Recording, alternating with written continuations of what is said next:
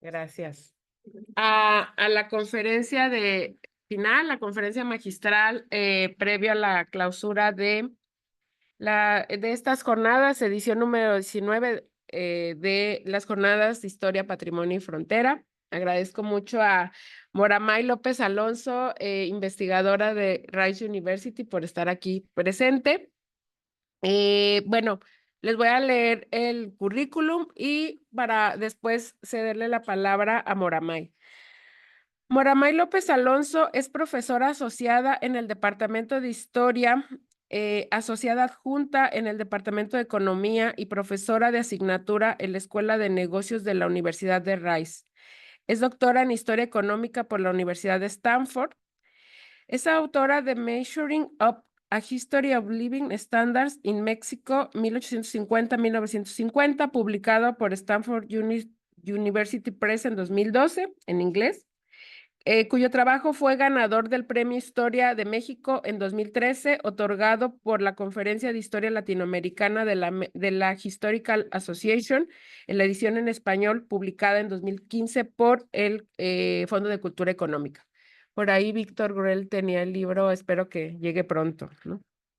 Ah, ¿lo tienes ahí a la mano? Para que lo vean, lo conozcan y eventualmente lo consulten. Ahí está la versión en español. Sí. ¿No? Bueno, muy bien, aquí ahorita lo pongo por aquí. Ahorita lo pongo. Bueno, sus intereses académicos y de investigación son interdisciplinarios.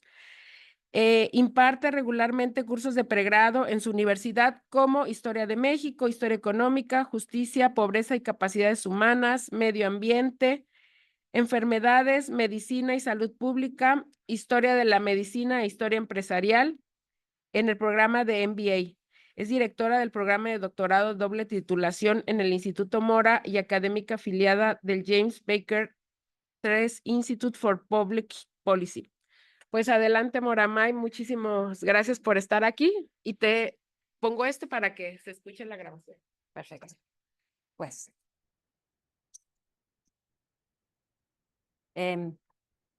¿Se oye? ¿Sí?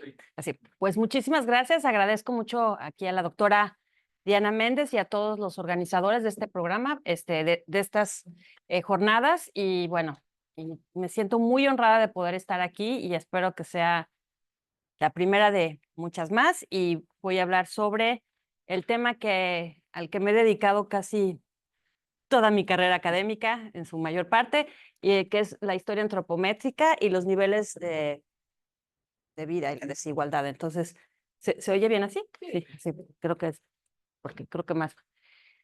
Bueno, les voy a explicar cómo la historia antropométrica nos ayuda a examinar el cuerpo como un espejo de los niveles de vida.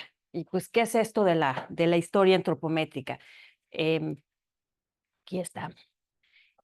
Básicamente, ¿qué preguntas formula la historia antropométrica? Y esta es, ¿qué tanto crecieron los mexicanos en la primera mitad del siglo XX? O más bien, mi estudio es más de largo plazo, en el siglo XX, y cómo se relaciona esto con los ciclos de crecimiento económico, con las transiciones epidemiológica y demográfica, con los cambios en hábitos alimenticios, en estilos de vida, cómo los servicios de beneficencia y las políticas públicas de alivio a la pobreza y fomento al desarrollo han tenido un efecto en los niveles de vida y qué repercusiones tuvieron en la evolución de la pobreza y la desigualdad. Son el tipo de preguntas que la historia antropométrica nos permite contestar a partir de cambios en la estatura promedio de las poblaciones adultas.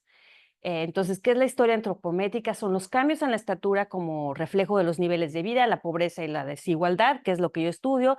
Y lo que voy a hacer es presentar lo que llevo varios años trabajando sobre estaturas de los mexicanos en el periodo 1850 a 2000, aunque más bien me he dedicado, o sea, por todos estos años también ahora he estado extendiendo el estudio más a la segunda mitad del siglo XVIII, pero hoy hablaré del 1850 al 2000.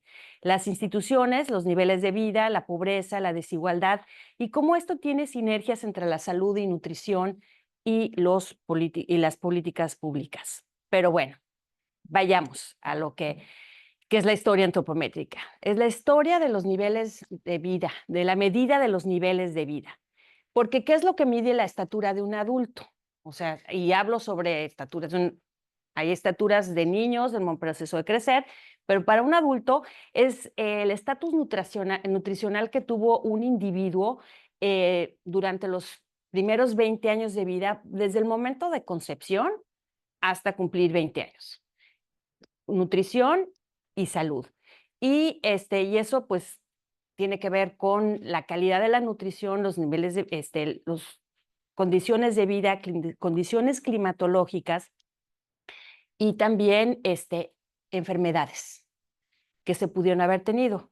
Por ejemplo, ¿qué puede tener un efecto durante la infancia? El trabajo infantil tiene una carga de energía mayor que nada más el puro crecimiento y educación, y eso puede tener un gasto en energía adicional para los niños que eventualmente pueden tener repercusiones en demandas de energía que pueden no permitir que los niños puedan crecer a tener su estatura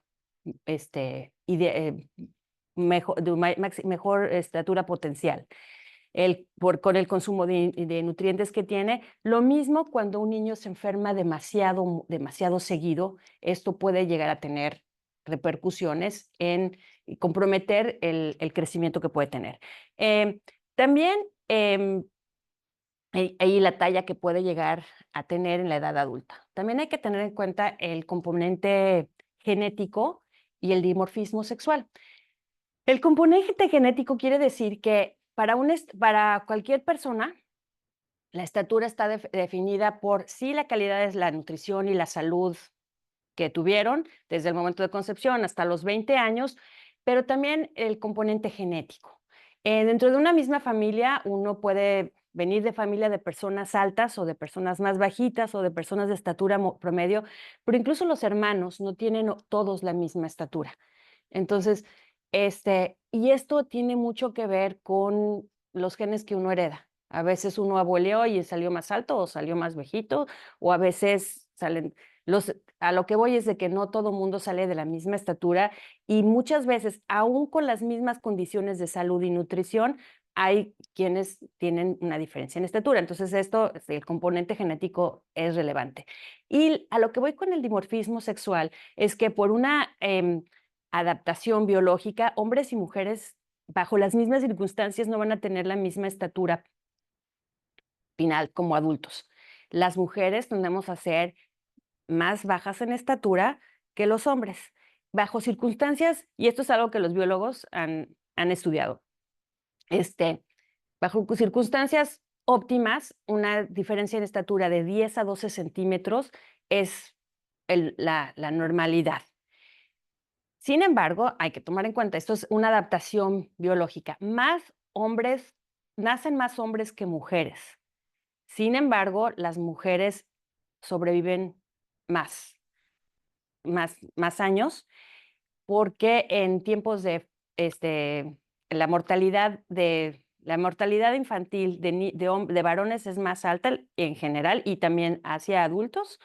Y los hombres resisten menos a las infecciones y a los periodos de hambrunas, a lo que le dicen shocks, estreses medioambientales.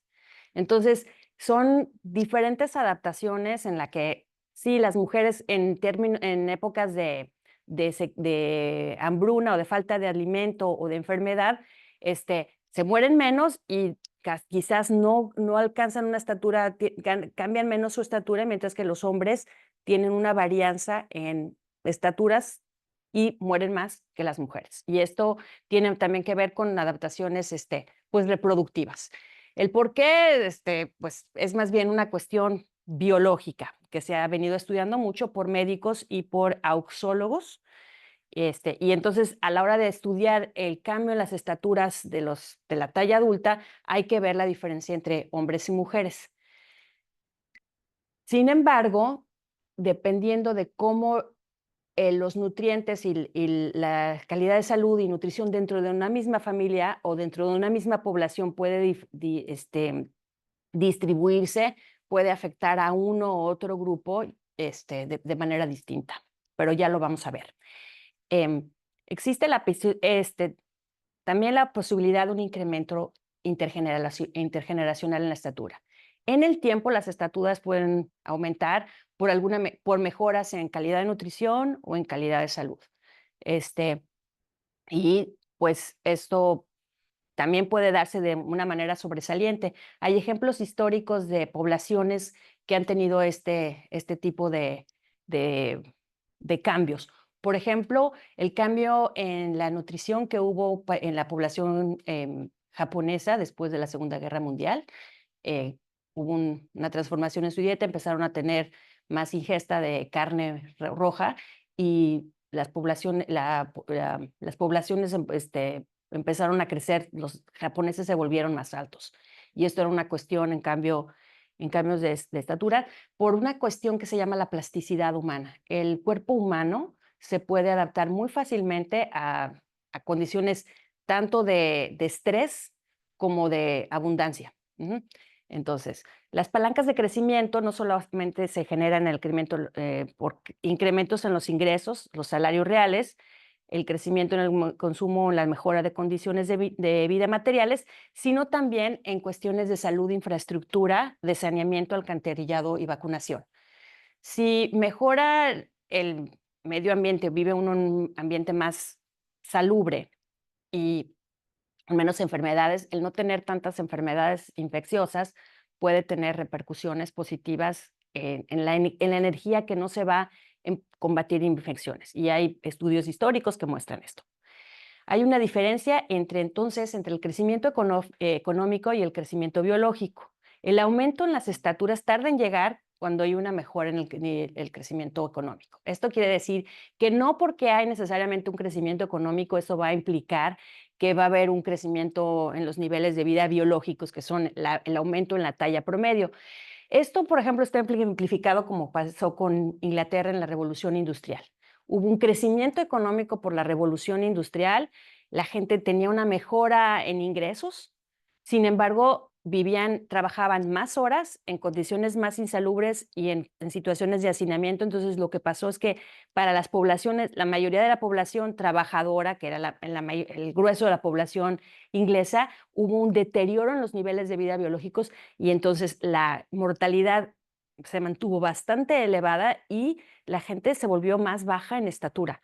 Esto es la gente que vivió y creció al final del siglo XVIII y principios del siglo XIX.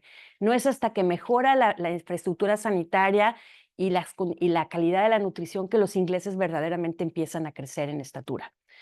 Entonces hay que tomarla en cuenta con los niveles de vida biológico, las transiciones demográficas, las sanitarias, las epidemiológicas, y en esto veremos cómo del siglo XIX al siglo XX, pero sobre todo en el siglo XX hay una transición de las causas de morbilidad y de mortalidad de enfermedades infecciosas a enfermedades crónico-degenerativas, y esto conlleva a una transición fisiológica. Esto que se ve tanto en el cambio en la talla hacia arriba como en la talla hacia un lado, hacia los lados, y eso es algo más del periodo postindustrial, pero también pues lo hablaremos. El estatus, y bueno, esto también trayendo agua a mi molino, yo soy historiadora económica, decir, bueno, y esto de la talla y el crecimiento económico y por qué la talla puede generar más crecimiento. Y se piensa, o sea, hay Robert Fogel, el Premio Nobel de Historia Económica de 1993, uno de los premios Nobel, estudió esto en la segunda parte de su carrera y le llama la evolución tecnofisiológica. Y esto es que el estatus nutricional de una generación se ve como la estatura y la talla de sus cuerpos que determina qué tanto vivirá esa generación y qué tanto trabajo sus miembros podrán desempeñar, con la idea de que la gente con mayor talla y mejor salud van a poder trabajar más y mejor por más tiempo. Ahora, a partir de 1700, bueno, esto viene más adelante, el trabajo de una generación medido en horas y días y semanas en la intensidad de trabajo, combinado con la tecnología disponible, determina el producto de esa generación en términos de bienes y servicios. Y eso es algo que se ha estudiado en la historia del pensamiento económico y también más recientemente, decir, bueno, una población más saludable va a ser una población más productiva y eso va a generar crecimiento económico. Los niveles de producción de una generación están parcialmente determinados por la herencia de la generación precedente. También determina el nivel de vida y su distribución de ingreso y riqueza y la inversión en tecnología. Y esto es pensando que en el periodo 1700 a 2000, o sea, en los últimos 300 años, eh, muchas de las poblaciones humanas se han aumentado su esperanza de vida, o sea, se viven vidas más largas, más saludables y más productivas, porque al poder trabajar más tiempo, más horas, pues eso hace que las generaciones sean más productivas. Si esto se combina con adaptaciones a innovaciones tecnológicas, pues esto es algo de lo que explica por qué ha habido un crecimiento económico muchísimo más acelerado en los últimos 200 años de lo que fue en el periodo, o sea, que se puede hablar del periodo industrial al periodo preindustrial. En el caso de México es posible evaluar estos cambios utilizando las estaturas, o sea, trayendo esto a México, ¿cómo podemos estudiar el cambio en la talla en México? Hay varias fuentes y ahora que estuve oyendo las presentaciones de los alumnos sobre las diferencias, las dificultades en las fuentes, bueno, ¿cómo se mide esto? Para el siglo XIX y el siglo XX, que fue el tema de mi primer libro, existen, bueno, ¿quién tomaba estaturas? Los archivos militares, los archivos de pasaportes. Más en el siglo XX ha habido ya otro tipo de encuestas, las encuestas nutricionales, encuestas de salud, que tomaban las tallas. Las estaturas se tomaban no para saber los niveles de vida biológicos, sino con los militares para ver si estaban aptos para el servicio. Y con los pasaportes era una manera es como una cuestión de definición. También en algunos casos, pero no tanto, hay estaturas de prisiones, de prisioneros. Este tipo de fuentes están mejor documentadas, hay mejores archivos para otros países.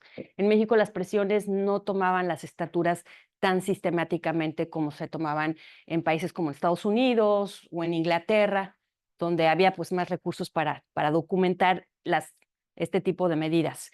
Y de esta manera es posible estudiar los efectos en los niveles de vida, o sea, cuál fue la evolución de los niveles de vida en el porfiriato, en la revolución y hacia el siglo XX. Todo esto empezó cuando yo estaba haciendo mi tesis de doctorado vi, tomando clases de historia de Estados Unidos, que había estudios que habían sido muy controversiales que demostraban que la calidad de la nutrición de los esclavos norteamericanos y de las poblaciones blancas en realidad no eran tan malas, porque aunque había la comida de los esclavos y la comida de las poblaciones blancas que no eran la misma, o sea, la nutrición de los afroamericanos tenía más frutas y verduras y tenía suficiente proteína, de suerte tal, y mientras que la de los blancos tenía demasiadas azúcares, tenía demasiada azúcar y carbohidratos, y al final no resultaba ser menos nutritiva. Y el diferencial en estaturas entre las poblaciones negras y blancas era relativamente pequeño. Entonces, con esta comparación, yo dije, bueno, ¿y cómo se ve México, no? ¿Cómo se vería México? ¿Cómo se vería un campesino comparado con alguien pues pensé más bien en cuestiones de clase? Y bueno, también la otra pregunta era, bueno, la revolución, porque Estados Unidos no tuvo revolución, bueno, tuvo guerra civil y siempre se decía que la revolución le había hecho justicia a los pobres. Entonces, pensando en esta pregunta, dije, bueno, ¿cómo se ve la evolución de la talla de los mexicanos? ¿Qué tipo de archivos utilicé? Fueron los archivos militares y los archivos de pasaportes, y les voy a enseñar más adelante cómo se vio esto. Pero para la temporalidad, pensando, no, o sea, sí hay que pensar en la cronología y pensando también aquí de las temporalidades, sí hay que ver qué tanto verdaderamente en la evolución de los niveles de vida biológicos, la cronología de revolución, porfiriato y posrevolución importa tanto.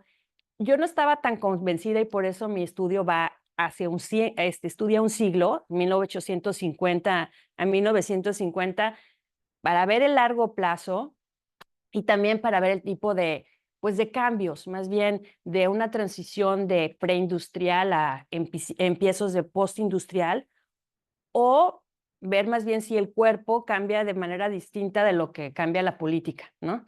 Entonces, pero cuando se estudian este tipo de fenómenos, hay que tomar, sobre todo para siglo XIX y XX, hay que tomar en cuenta tres cosas. El tiempo de la industrialización, porque no todo, y esto es pensando a nivel global, ¿no? Porque el cambio en las tallas sucede para todas las poblaciones del mundo. Todos tenemos una talla, todo, todos los individuos, y creciendo en diferentes ambientes, pues este tipo de fenómenos se va a vivir de manera distinta. Entonces, el tiempo de industrialización, la adopción de la teoría de los gérmenes, porque eso está muy ligado a todas las teorías de, pues, de inversión en infraestructura sanitaria y programas de políticas de salud, de salubridad pública.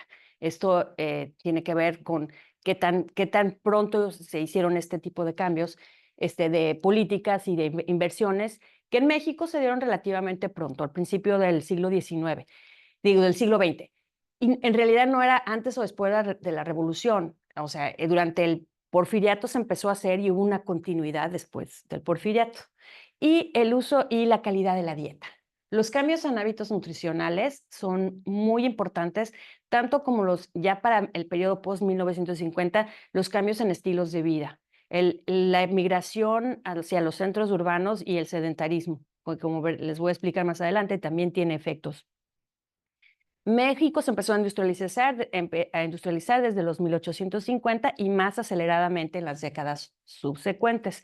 Se adoptó la teoría de los gérmenes al mismo tiempo que en el mundo occidental.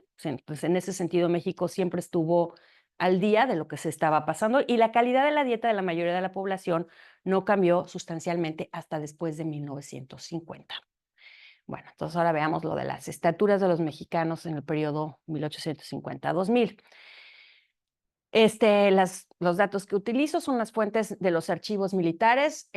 Los archivos que yo utilicé no estaban abiertos al público, no era el archivo histórico, sino el archivo de concentración. En este tiempo y día no me dejarían entrar a usar ese archivo. Y básicamente después de que yo hice mi investigación me pareció un poco como lo de la Acción Católica.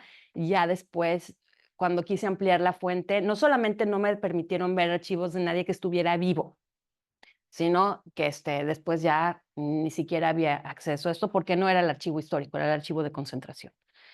Y pues los archivos militares fueron una fuente para examinar los niveles de vida biológicos de la población, como era un ejército, sí, de voluntarios, se reclutaba donde se iba necesitando, era lo más cercano a tener una observación de la población en una época en la que en realidad no había censos. Bueno, sí había censos, pero o sea, bueno, hubo el censo de Revillagigedo en 1791, pero después el de 1895, pero eran censos que no tomaban, o sea, no tomaban estaturas.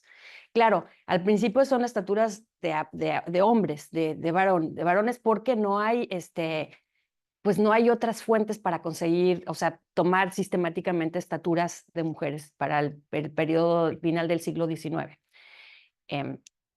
Y también utilicé archivos de pasaportes. ¿Por qué pasaportes?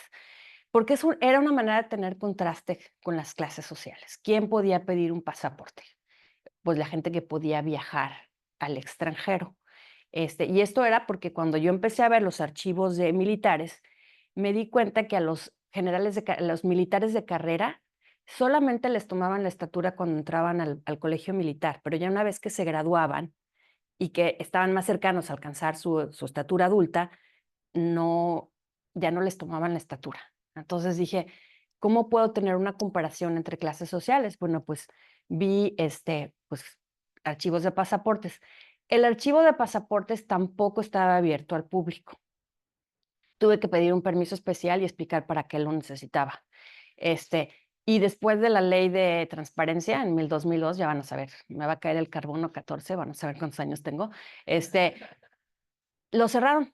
Ya había yo terminado mi tesis, quería ampliar la muestra y dijeron, pues absolutamente no. Primero me dijeron nadie que estuviera vivo y después dijeron, pues nadie, porque hay que proteger la anonimidad de los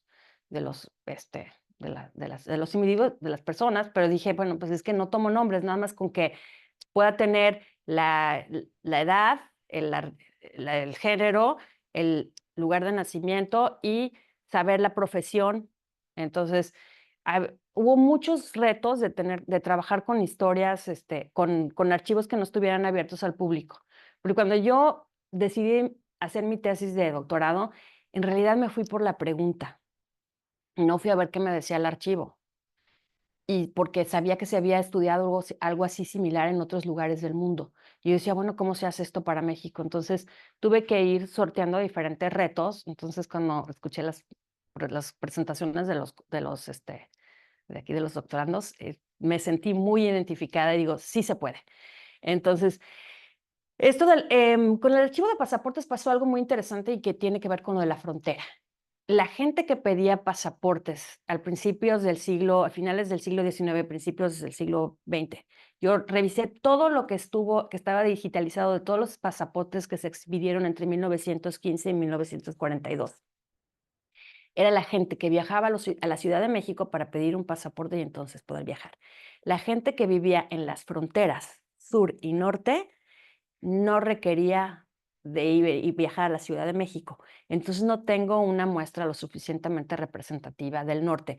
Esos permisos se otorgaban para la gente que vivía cerca de las fronteras. En realidad no me dio, o sea, no puede uno hacerlo todo el tiempo.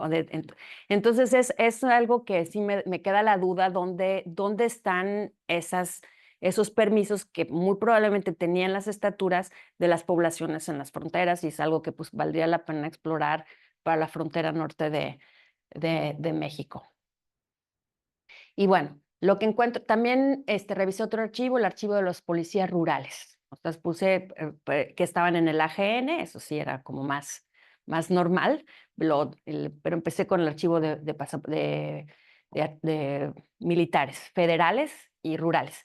Y es lo que me encuentro aquí es una cambio en la talla. Lo que hay que ver aquí es el año de nacimiento, ¿sí? Pero esta estatura me refleja los 20 años siguientes, o sea, la calidad de nutrición, los siguientes 20 años de vida. Entonces, eso refleja cuáles eran las condiciones de vida de 1850 a 1870. Otra cosa que tengo que decir, bueno, ¿por qué 20 años?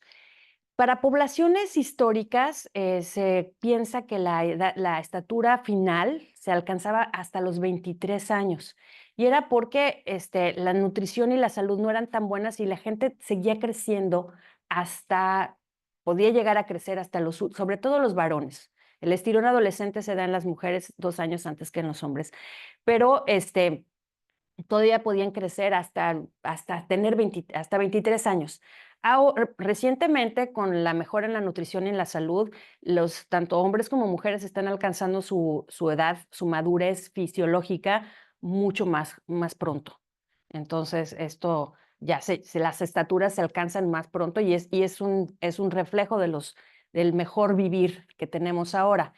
Y bueno, la otra cosa es que también en mis muestras, que considero como la estatura de la edad adulta es de 23 años a 50 años. Desafortunadamente, a partir de los 50 años, dependiendo de la calidad de vida que uno tenga, en lugar no mantiene uno la estatura, sino que la empieza a perder. Si uno hace yoga o hace ejercicio y no tiene, o sea, se cuida, puede que no pierda, o sea, no pierdas estatura tan pronto. Pero eso sí es algo que nuevamente los médicos y los sexólogos pues han documentado.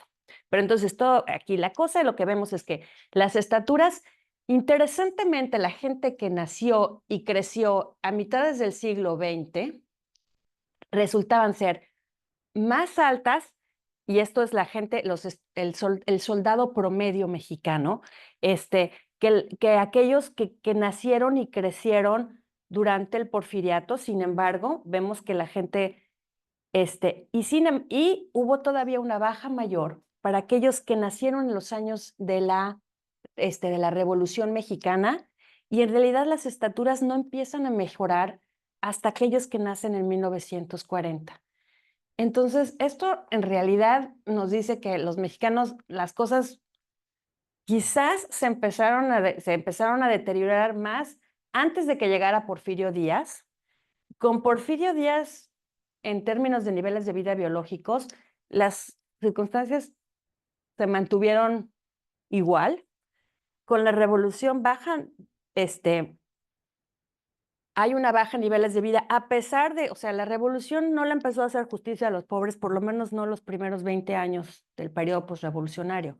Es más bien a partir de los años de Cárdenas y la implementación de un estado de bienestar, que vemos que se vuelven a recuperar las estaturas, los niveles de vida biológicos de los hombres, pues, como un marcan, como un, pues, para lo que tenemos información de lo que se habían tenido en la época de pre Porfirio Díaz. Entonces, esto nos cuenta una historia muy diferente que las narrativas de crecimiento económico y la historia política de México.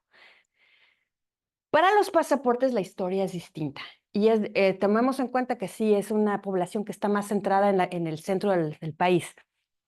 Y interesantemente, no solamente la gente de más recursos era la que viajaba. Esto lo puedo inferir a partir de la profesión que decía la gente que tenía cuando pedía su pasaporte. Y lo que sí vemos es que la gente de la élite, los grandes potentados y todo, sí tendían a crecer, y lo que vemos es que hay una tendencia distinta.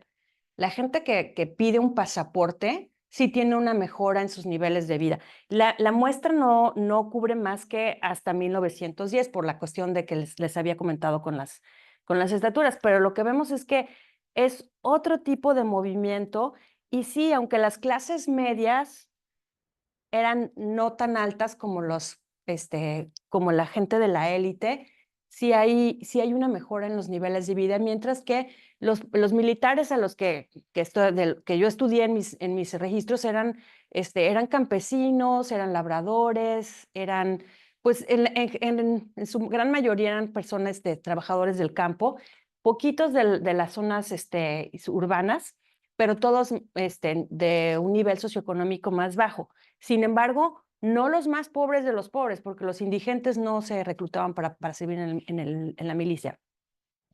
Ahora, trayéndolo más hacia la segunda mitad del siglo XX, lo que vemos es de que esta es la evolución de la estatura promedio de los hombres en México de 1890 hasta el 2000. Y si tenemos una comparación que entre hombres y mujeres, vemos si la cuestión del dimorfismo sexual, pero también la mejora en el periodo post-1950 no es tan sustancial. Entonces, aún y esto correspondería al milagro mexicano. Estas fuentes no son las fuentes militares, sino las fuentes del Ensanut. Entonces, aquí anteriormente estoy juntando fuentes militares con fuentes del Ensanut. Entonces, sí corresponden más o menos a esta estatura de la fuente del Ensanut a las fuentes que yo había conseguido para el siglo XIX. Entonces, ahí esta U que había yo enseñado aquí antes es muy reveladora que, o sea, hay una cuestión de largo plazo. O sea, esta estatura es bastante similar a esta, casi 150 años después.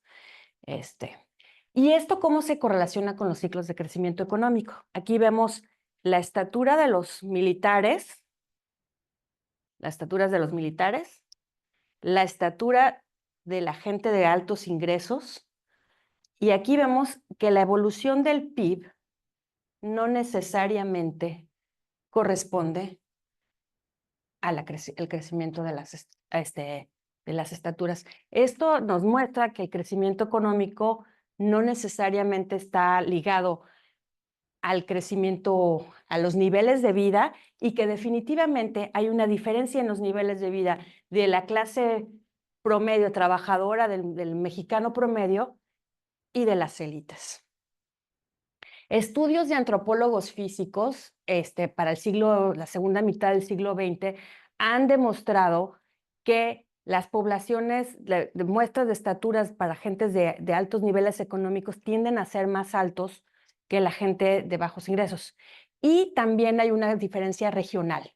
Los norteños, históricamente, han sido siempre más altos que la gente del centro-sur.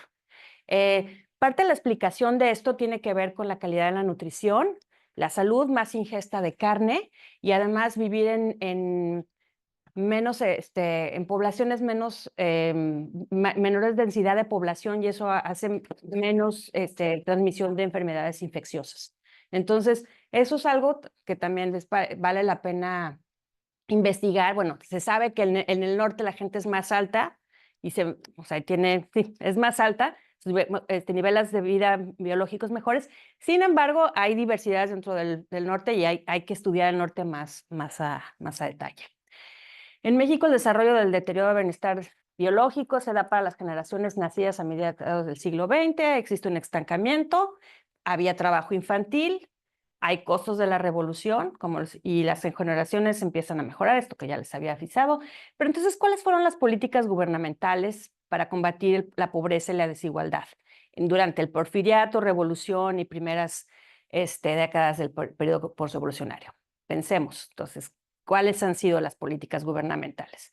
Se empezó con alivio a la pobreza, si era caridad o asistencia social.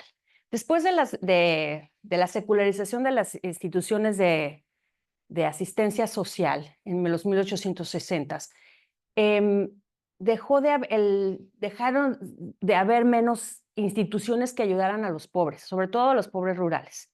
Y aunque el gobierno no quiso secularizar todo esto, tampoco tomó responsabilidad directa sobre qué se iba a hacer con los pobres. Nunca se terminó de decidir durante el Porfiriato si era una responsabilidad pública o privada. Sí se veía como benefactor, como les digo, pero no responsable de los pobres. Después de las estrategias para mejorar los niveles de vida biológicos después de la Revolución, tampoco cambiaron mucho. Aunque la revolución quería hacer justicia a los pobres, ¿qué se pensaba de lo que querían es que la gente tuviera trabajo, pero no se pensaba bien qué se iba a hacer, cómo se iba a erradicar la pobreza? Sí hubo fuertes inversiones para mejorar la infraestructura sanitaria y para mejorar las condiciones de vida, pero tanto como qué hacer con la pobreza no se había pensado. Y no fue sino hasta el gobierno de Cárdenas, cuando hay un compromiso explícito en 1937, él dice, hay pobres en México y es la responsabilidad del Estado de ver que esta gente pobre pueda salir de su situación de pobreza. Es responsabilidad del Estado atender a los pobres. Antes no había una legislación o un compromiso para reconocer que había pobres y que el gobierno era el que se iba a encargar de ellos. A partir del milagro mexicano hay un fuerte énfasis en diseñar políticas públicas para desarrollar al país y entonces empieza a haber los programas más sistematizados, por ejemplo, de desayunos escolares. Hay mucho enfoque hacia la niñez. Pero no necesariamente de alivio a pobreza, era en alas de alentar el desarrollo económico. Después fue de pensar en la seguridad alimentaria. Y en realidad esta idea de programas de alivio a la pobreza como tales no llegan hasta después de la crisis de los 80s y con la creación de los programas de solidaridad. Hasta entonces puede haber, o sea, el Estado empieza a pensar en desarrollo de la pobreza, a pesar de que se había reconocido que el gobierno decía desde la época de Cárdenas que era responsabilidad del gobierno tratar a los pobres. Bueno, ahora, todo esto tiene sinergias con la salud y la nutrición, porque los diferentes gobiernos de México invirtieron en ampliar el personal de salud, en el sentido de hablar de que hay una continuidad en los objetivos del Porfiriato, la revolución. Nuevamente, la cronología no tiene tanta importancia si uno se pone a ver qué fue lo que se quería hacer. Se estaba siguiendo más las líneas de la ciencia y de la salubridad y de la modernidad. Entonces, había que hacer México más salubre, mejor infraestructura, mejor salud, y estas ideas empezaron y se implementaban en la Ciudad de México con la idea de ampliarlos más a las ciudades, pero era un proceso. Y en realidad hay bastante continuidad entre el Porfiriato y la Revolución y los años que se siguen. se empezó a invertir en infraestructura hospitalaria, y lo que se puede decir es que sí, y eso es parte también de la investigación que he hecho a lo largo de los años, es que los médicos mexicanos, tanto como sus científicos, estaban al día en todo el conocimiento de lo que se estaba haciendo en las ciencias médicas. Y si se ofrece también, hacían una investigación muy de punta porque hacían muchos estudios de campo, sobre todo para eliminar enfermedades infecciosas. El problema es que no había suficientes recursos para que los servicios llegaran a la población en su totalidad.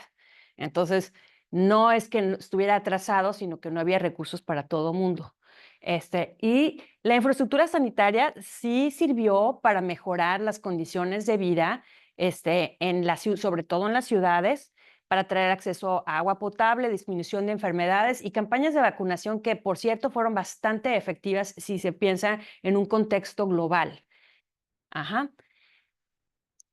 También, ¿cómo se vincula esto con los hallazgos en la evolución en los hábitos alimenticios y la salud pública? Interesantemente, la nutrición mexicana fue objeto de mucho interés. Primero con viajeros extranjeros, que decían, bueno, es que las comidas que se hacen en México son nutritivas o no son nutritivas, comen cosas muy exóticas. Y primero, a finales del siglo XIX era una fascinación por lo diferente, pero después durante el Porfiriato decía, bueno, ¿cuáles son las causas del atraso de la raza mexicana? Y parte de eso es la calidad de la nutrición. Veían la dieta, se empezó a ver a la dieta mexicana se empezó a problematizar, que la dieta mexicana se vio como insuficiente y como deficiente. Y esto no vino a cambiar y entonces en la mitad del siglo XX, empezó con las políticas desarrollistas, empezó a pensar en la seguridad alimentaria y en modificar la dieta de los mexicanos para que se modernizara, porque tal vez esto era una de las razones las formas en las que México se iba a poder desarrollar mejor. Esto era también viene de la mano con el surgimiento de las empresas agroindustriales y, y también la población se vuelve más urbana y la ingesta de comidas ultraprocesadas. Pero mejoran las condiciones de vida, salud y nutrición de los niños para evitar su muerte, condiciones desfavorables. Empieza México a tener una transición demográfica, que es bajar la mortalidad infantil y aumentar la esperanza de vida. Y eso pues ayudó a evaluar la sinergia, la salud y la nutrición. Las estaturas nos permiten ver cómo la transición epidemiológica y en hábitos alimenticios pueden o no estar en sincronía con cambios económicos. Y lo que vemos con las encuestas de nutrición de mitad del siglo XX, la primera encuesta que genera el Instituto Nacional de Salubridad de Nutrición, el Salvador Subirán, es que a mediados del siglo XX, y estos son estudios hechos por médicos y antropólogos y nutricionistas, los mexicanos no estaban bajos de peso. La dieta todavía era la tradicional. Entonces, en algunos casos había indicios de desnutrición, pero no eran una situación de carestía o hambruna. Y la desnutrición en algunos grupos no estaban bajos de peso, sino desnutridos, era falta de proteína del aminoácido triptófano. Uno lee porque también me metí a ver, aprendí también mucho de medicina. Era falta de proteína de origen animal y a veces deficiencia en vitamina A y C, y esto tenía que ver en algunas regiones por la calidad de la dieta. Pero no era nada que fuera las hambrunas de Biafra o que podían suceder en otros lugares donde la Revolución Verde había generado hambrunas autoinfligidas. Eso no pasaba en México. Y la ingesta calórica no era insuficiente. La gente sí consumía las calorías que necesitaban.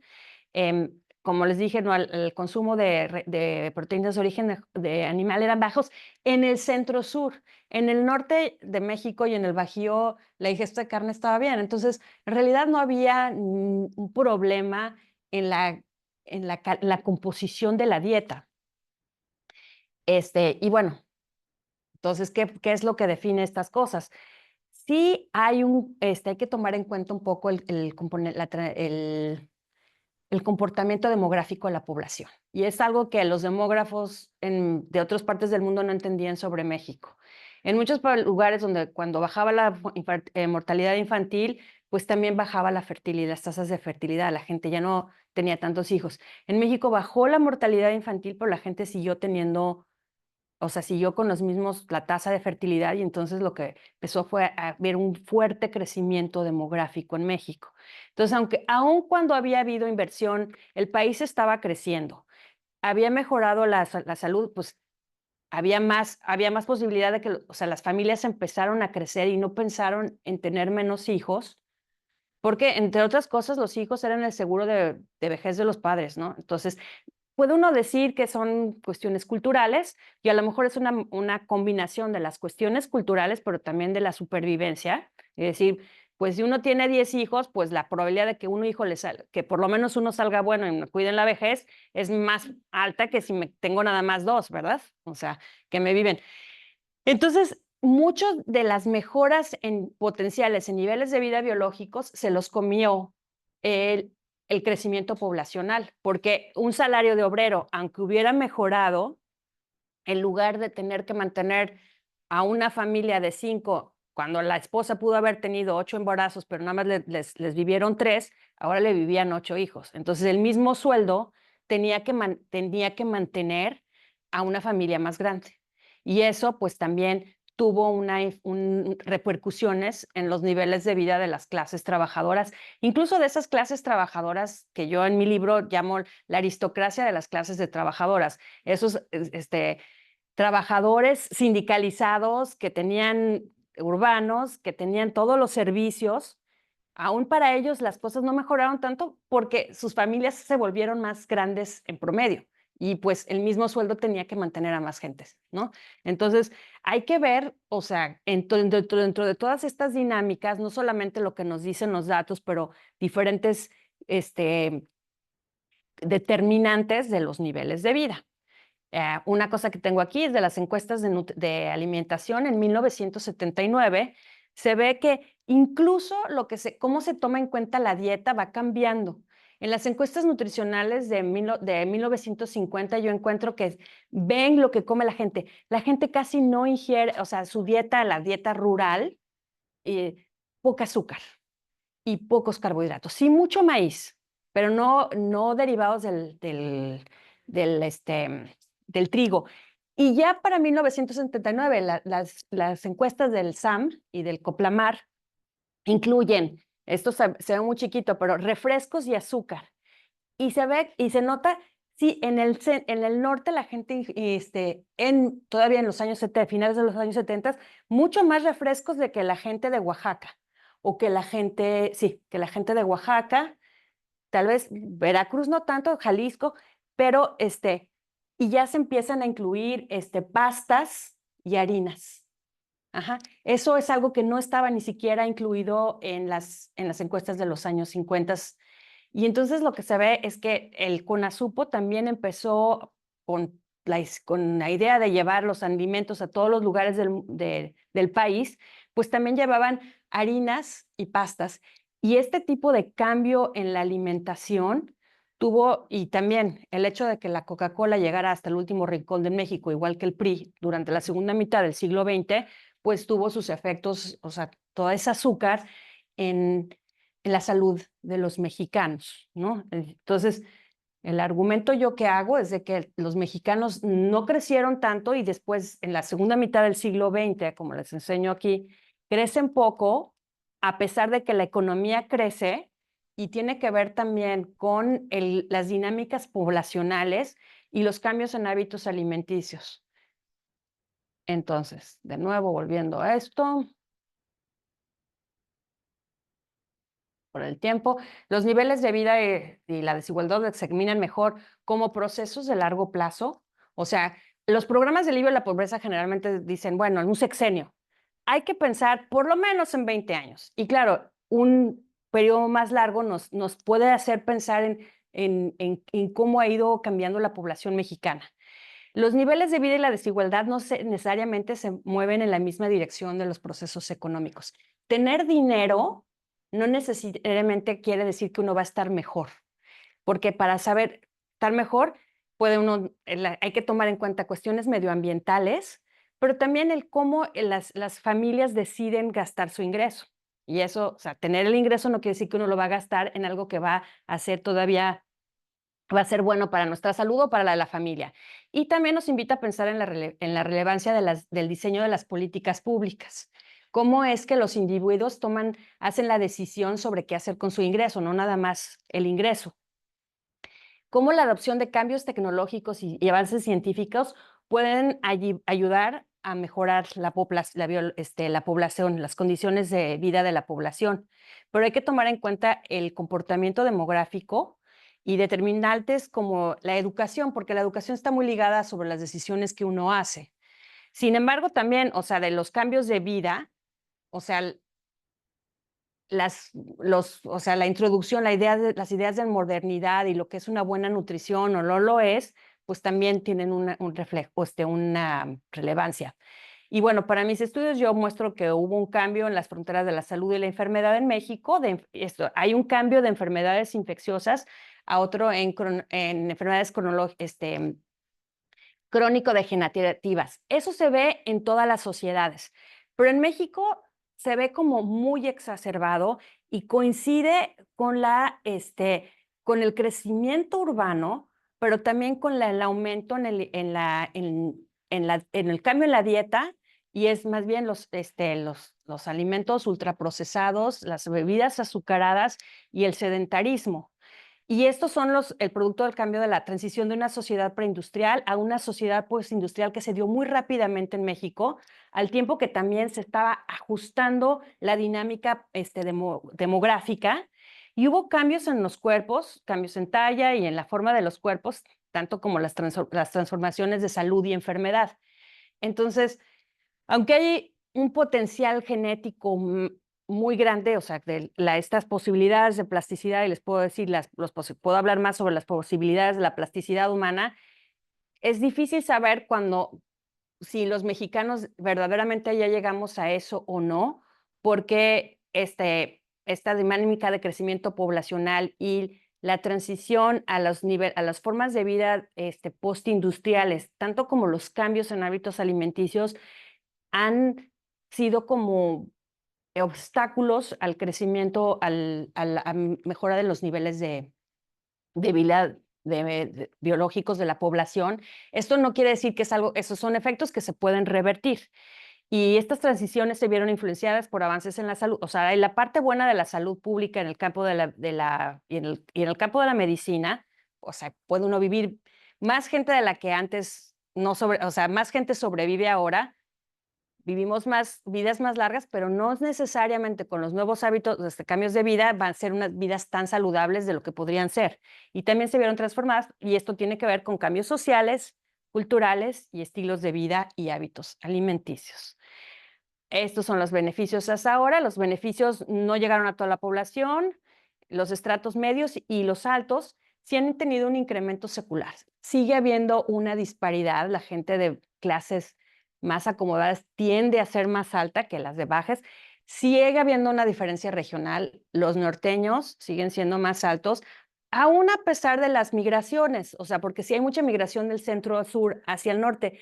Sin embargo, hay algo en las condiciones de vida y de la dieta del norte que hace, y también del crecimiento económico, que las poblaciones, que haya una convergencia de estaturas. Y eso quiere decir que una población bajo circunstancias similares de salud y nutrición pueden todos crecer al mismo ritmo. El mejor ejemplo de eso son los Estados Unidos, donde ha habido migraciones de muchos lugares con gente que viene de poblaciones distintas, con estaturas diferentes, y sin embargo ha habido una convergencia hacia la estatura. También puedo hablar también de estaturas a nivel internacional. Y la gente sí, de ingresos medios y altos, sí ha tenido un incremento muy parecido a los países desarrollados, a la gente de clase media de países de la OCDE. Y los cuerpos de la población mexicana pueden ser el mejor espejo del impacto de los cambios sociales en los diferentes grupos de población, y esto puede servir como una evaluación sobre la efectividad de las políticas públicas. Las políticas públicas hablan mucho sobre cuánto se invierte, pero el cambio en la estatura y en la salud es el resultado, es más bien, y eso es una manera de evaluar la efectividad, no el cuánto se ha invertido. Quizás puede ser un poco problemático porque a veces los resultados no son lo que las políticos quisieran, pero pues la estatura y la salud no mienten, ¿no? Y bueno, siguiente paso, hay estudios regionales. Es muy bueno tener la visión panorámica a nivel nacional. Sin embargo, México es un país mega diverso y las dinámicas regionales son distintas.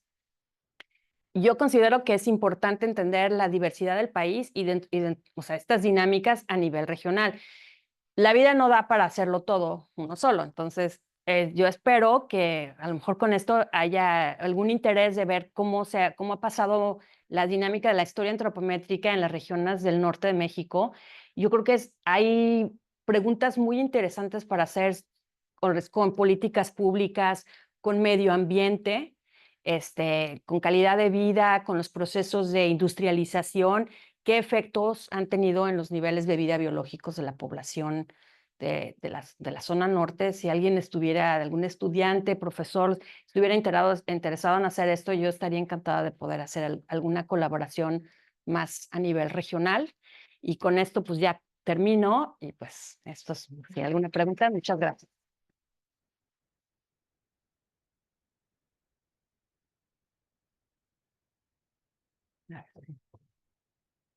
Bueno, pues, sí, sí.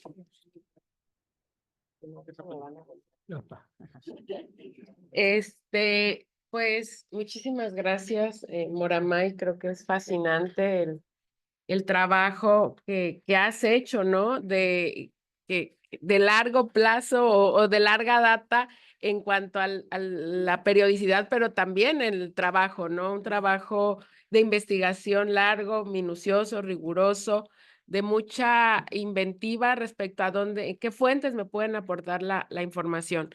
Pero bueno, vamos a dar un espacio para preguntas.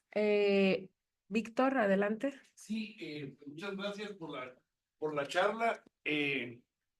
Me gusta mucho su investigación. También en vísperas conseguí el libro, pero no he tenido oportunidad de leerlo por mil cosas. Pero me llama un poco la atención cómo se partió de una premisa en torno a la nutrición y hasta en las conclusiones se empezó a hablar de plasticidad genética y corporal. Y tomándole la palabra que nos dijo que puede hablar de eso, me gustaría si pudiera hablar precisamente en torno a que en Estados Unidos, que fue el punto de partida de este trabajo comparativo, la cuestión del fenotipo y el genotipo, que si bien puede ser anacrónico aplicarlo a mediados del siglo XIX, pues es una cuestión fundamental para determinar niveles de ingresos. Digamos, los gringos son muy atentos a su genética, y la cuantifican en términos porcentuales, que es todavía una exageración, porque puede decir gente que tengo 0.5 SUIX en mi ADN, tengo 15% italoamericano y fui un 20% francés. Y así se las gastan, ¿no? Sin embargo, en México a lo mejor hubo, no sé, dentro del panorama, no necesariamente eugenésico, porque seguramente la eugenesia habría dado una respuesta brutal, no cuantificable y muy metafísica acerca de la estatura, pero si hubo alguna discusión en torno al mestizaje que pudiera explicar, digamos, esta mestizofilia en función de la estatura, o en general, cómo aplicar una idea del fenotipo para cuando no hay registros. Y por último, una cosa personal, algo que reduce mucho no solamente es el sedentarismo, y la obesidad en mi caso, pero la salud mental. En los psiquiátricos y en la práctica psiquiátrica es fundamental tomar medidas. Yo hago historia de la salud mental Y es muy común que los enfermos mentales reduzcamos nuestros niveles de estatura de manera muy drástica. Yo, estando en el doctorado, nomás el primer año bajé 1 centímetro de estatura. Entonces, es curioso porque esa diversidad regional pudiera ser aplicable en un registro como el de la Castañeda. La Castañeda en los registros de Andrés Ríos, a todos los que entraron de 1910 al 68, como parte del protocolo era medirlos. Y a la Castañeda iban de todo el país, ahí está este archipiélago de regiones. Entonces, a lo mejor los hospitales pudieran haber sido otra fuente como para pensar tener estos datos. Y en general, pues muchísimas felicidades, es de primer nivel su intervención con nosotros. Muchas gracias, Víctor. Irina, Pedro, brevedad, por favor, en su intervención para hablando de alimentación. Adelante, Irina. Muchísimas gracias, felicidades, porque es muy sugerente cómo nos explicas o cómo construiste tu investigación. Ayer 2 ponentes hablaban, Venecia Lara, sobre el bocio y cómo aparece esta enfermedad en algunas regiones sonorenses, y Carlos Ríos Llama sobre la relación entre áreas naturales protegidas y el impacto en la canasta básica. Y cuando ellos exponían y ahora tú exponías, yo pensaba en el género. O sea, ¿qué pasa con las mujeres en estas fuentes que tú encontraste? Tal vez Pasaporte sí te daba algunos indicadores. Vi de pronto una lámina en donde decía que solo eran hombres, pero no sé si lo trabajarás en algún artículo. En el caso de ellos, pues también pensaba cómo intersecta esto con el género, ¿no? Gracias. Pedro Boites. Es que tenemos excesos de Pedro. Gracias. Sí, hay un metameme. Y buenas tardes. Felicidades, felicidades por la conferencia, aunque parecía que esta en hibernación estaba atento escuchando. Me quedé pensando en los registros que finalmente la última parte del porfiriato, aunque en algunas partes se vuelven más sistematizados, por ejemplo, en las cárceles, ¿no? Las cárceles, se me vienen a la mente los 4 que yo conozco, no significa que sean los últimos, los únicos, obviamente, pues en la Ciudad de México, pues Lecumberri y Belén. Lecumberri y Belén llevan un registro de filiación muy importante. También es la cárcel de Querétaro, ¿no? La cárcel municipal de Querétaro lleva un registro tan completo y por momentos mejor que Lecumberri y Belén, ¿no? Me atrevo a decir. Y en otro caso también Escobedo, Guadalajara, ¿no? La cárcel de Escobedo. Creo que daría una muestra muy, muy sugerente y representativa, aparte abonando lo que decía el doctor Víctor Grull, de que aquí, obviamente, lo interesante es que el psiquiátrico también genera una muestra diversa, ¿no? Pero también, no sé si has checado en Family Search, ¿no? Hay un apartado por ahí de pasaportes muy, muy, muy interesantes.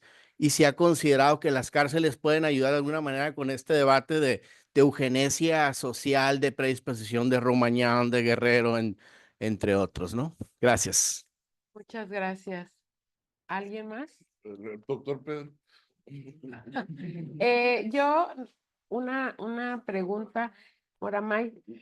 En esto que hablas tú sobre las políticas públicas y los efectos de las políticas públicas, y pensando también en la nutrición y cómo va cambiando, tú mencionabas algo que me parece, me deja pensando y bueno, habría que conversarlo tal vez después sobre la relación de la modernidad y las ideas de la nutrición, ¿no? O sea, qué es sano, qué nutre, qué no nutre, pero vinculado con esto, ¿cuál es tu opinión y si crees que está presente el cruce de los intereses empresariales y la promoción de hábitos nutricionales respaldados por el Estado, ¿no? El fomento o la promoción o el alentar el consumo de carne, pero también el consumo de azúcar, ¿no?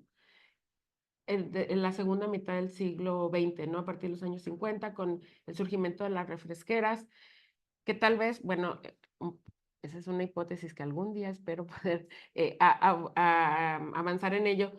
En el caso de la producción de azúcar, que era para el mercado interno, ¿no? Que no era un producto que México exportaba y que al ser además tener precios controlados, finalmente se tenía que buscar un mercado interno donde se pudiera, en años de sobreproducción, se pudiera colocar el azúcar. Entonces, que el Estado, a través de, no sé, porque no sé cómo funciona y ahí estaría parte de la demostración de la hipótesis, el ser permisivo, del establecimiento de refresqueras, la promoción del consumo de bebidas azucaradas, etcétera, ¿no? Pero bueno, no sé, me gustaría mucho conocer tu opinión. Adelante. Muchísimas gracias por unas preguntas tan buenas que me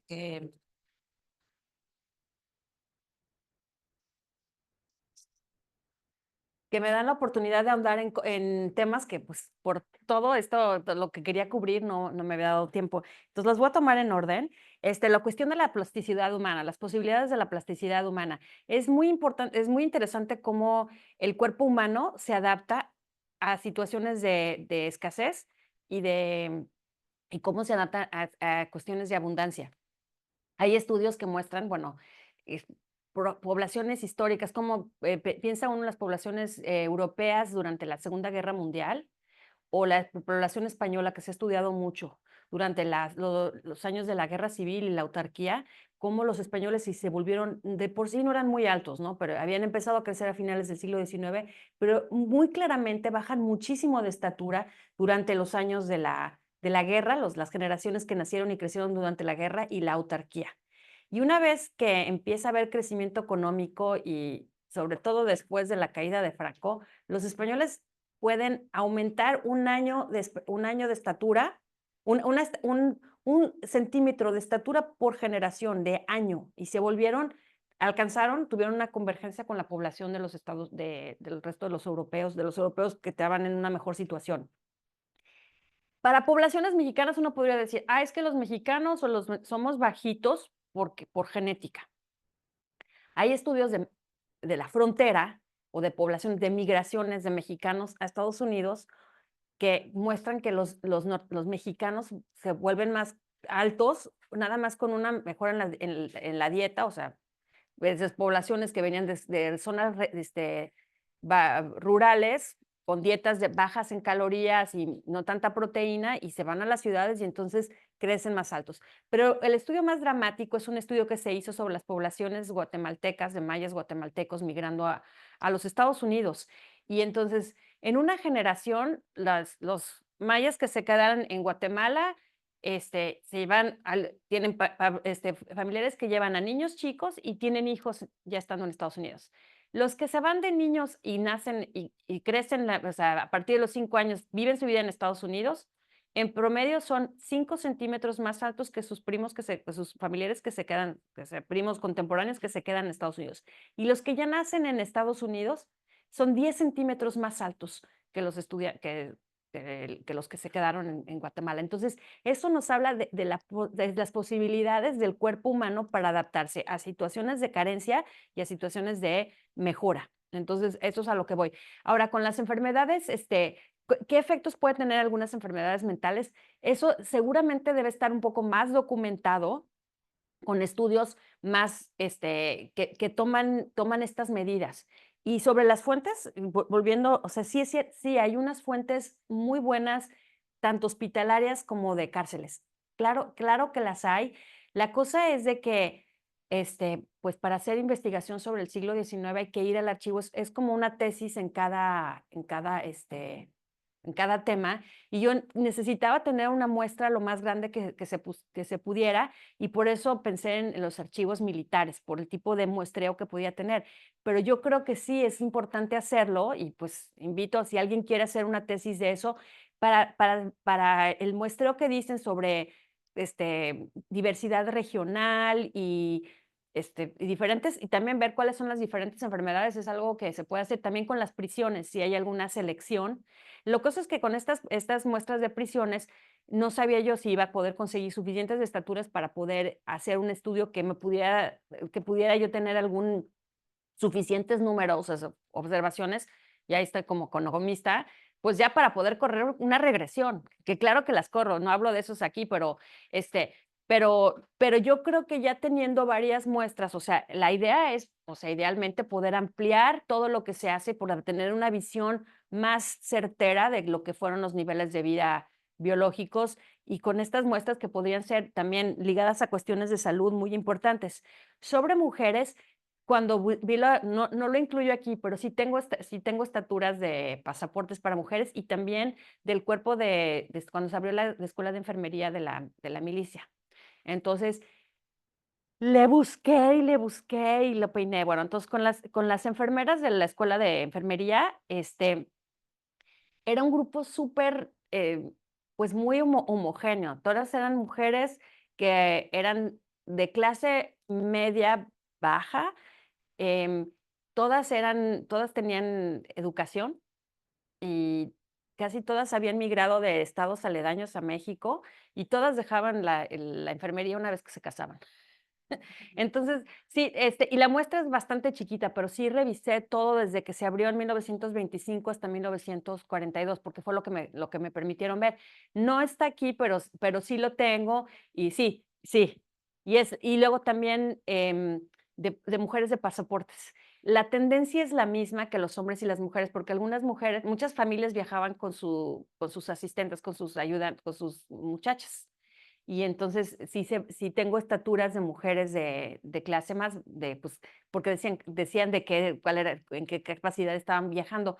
Y sí, y también había muchas mujeres profesionistas que viajaban solas, que eso yo no lo hubiera pensado en los años 15, 20, 30, pero sí las había. Había los pasaportes familiares y entonces ahí nada más se tomaba la estatura del jefe de familia, pero sí había muchas mujeres, sí hay suficientes estaturas y la tendencia es la misma, también ellas van aumentando en crecimiento, hay la diferencia, y las diferencias en clases sociales sí son muy claras, ¿no? Entonces, pero sí son ya, no era una muestra tan alta y luego como no tenía suficientes muestras de mujeres de clase trabajadora. Ahora, para el periodo post-1950, sí, el ENSANUD sí tiene muestras de mujeres. La cuestión del género sí es muy importante porque las mujeres tienen menos acceso a la educación y las transferencias dentro de la misma familia sí tienden a favorecer más a los hombres, por lo menos para los estudios de la segunda mitad del siglo XX. Entonces hay una cuestión de género que en las encuestas de Sanud sí se ha estudiado más y esa es una asignatura pendiente para ver. También hay muchos estudios sobre poblaciones indígenas, porque pues, a los indígenas se les tenía muy problematizado. Lo que yo he visto es que los indígenas del norte también son más altos que los indígenas del centro-sur. Entonces, esta dinámica regional es muy interesante y que data pues incluso del periodo precolombino, porque algo que no les he dicho es que también me metí a ver, o sea, estudios muy de largo plazo, porque otra manera de poder hacer una inferencia sobre cambios de largo plazo es ver los registros arqueológicos. Los antropólogos físicos también trabajan con muestras óseas y de los huesos se puede saber la salud y también con el fémur se puede calcular el género, bueno, y la estatura final de la población. Entonces, esa es otra vertiente de la investigación que también, bueno, pues es que esta investigación es muy interdisciplinaria y da para tener una conversación con médicos, con antropólogos físicos, con arqueólogos y con gente de medio ambiente. O sea, esto también, qué tanto el medio ambiente afecta, es muy importante. Y sí, es cosa de ver cada región y por eso México es un país tan rico para estudiar, porque por toda la diversidad medioambiental que tiene. Ahora, en la pregunta de Diana, mira, es muy interesante y yo creo que, no sé si algún día voy a poder publicar más de eso y que no vaya yo a tener problemas, porque CONASUPO trabajó mucho con estas empresas que eran tanto de refresco, bueno, lo de las refresqueras y con los de las harinas industrializadas. De hecho, Gamesa y empresas así recibieron muchos subsidios para poder crecer como empresas con la idea de que ellos iban a preparar alimentos que pudieran llegar a todas las poblaciones y les decían Nutrimp y tenían nombres porque pensaban que había galletas y pastas que si iban fortificadas con vitaminas, pues entonces iban a mejorar la nutrición de la población. Lo que pasa es de que pues este gusto por las harinas procesadas y todo, pues y el azúcar, pues es adictivo. Y no es sino los médicos, viendo los documentos de nutrición, lo empiezan a ver como un problema desde finales de los años 80. Pero ellos les pagan, el gobierno es quien les da el financiamiento para hacer estos estudios. El gobierno sabe que tiene que tener campañas de coma frutas y verduras diariamente. A ver, ¿quién no sabemos que coma frutas y... No es lo mismo come frutas y verduras diariamente que se lo digan a uno al final del examen de come frutas y verduras diariamente, a ver toda la publicidad que surge como parte de la mercadotecnia y de las estrategias empresariales desde finales o sea, desde los años 60, 70, con todos los medios de comunicación. Entonces, de haber recibido estos empresarios muchos apoyos gubernamentales, y hay una tesis de un estudiante del Instituto Mora, Osmar Pedrosa, sobre Conasupo, y que cuando ya les dejan de haber estos subsidios, los empresarios se enojan de que el gobierno ya no los está ayudando, pero la verdad es que no necesitan ninguna ayuda. Pero después, cuando es muy claro por los avances de la nutrición y de la salud que este tipo de alimentos no son buenos, pues hacer un cabildeo muy fuerte para que, aunque haya campañas de salud, de mejorar hábitos nutricionales, que no vayan en contra de los alimentos que se están promoviendo. Y bueno, toda esta cuestión del etiquetado de alimentos y del impuesto a los refrescos es una cuestión política muy fuerte, pero más fuerte es ir en contra de la publicidad. Entonces yo lo veo un problema tan complicado como lo que fue el tabaco anteriormente. Entonces sí es una cuestión de intereses económicos que, aunque la ciencia, las políticas públicas trabajan en una dirección, va a ser muy difícil, yo creo que más en el futuro, poder encontrar un camino del medio, porque pues es terminar con el negocio, ¿no? De muchas empresas. Pero yo creo que sí hay que documentarlo. O sea, sí, y todas estas dinámicas del azúcar, y es que hay todos estos intereses desarrollistas y de ganancia económica que a veces pesan más que las repercusiones en la salud, porque no es hasta muy recientemente que el gobierno empezó a pensar en que los cambios en hábitos alimenticios verdaderamente iban a tener una repercusión en la salud pública, o sea, verlo como un problema de salud pública. Sí, pero pues no, muchas gracias por todas sus preguntas.